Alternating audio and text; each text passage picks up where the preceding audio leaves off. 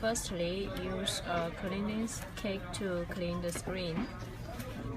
第二步， Secondly, precisely and slowly align the screen protector, aimed at 3 holes precisely. Here.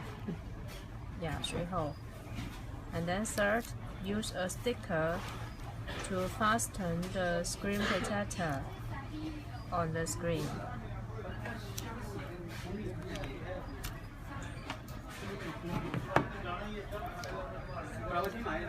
And then fourth, peel the number 1 fill. Use a card from top to bottom. Go on smoothly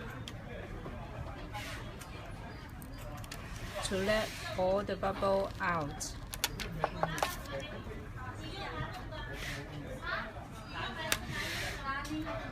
And fifth, peel the fasten sticker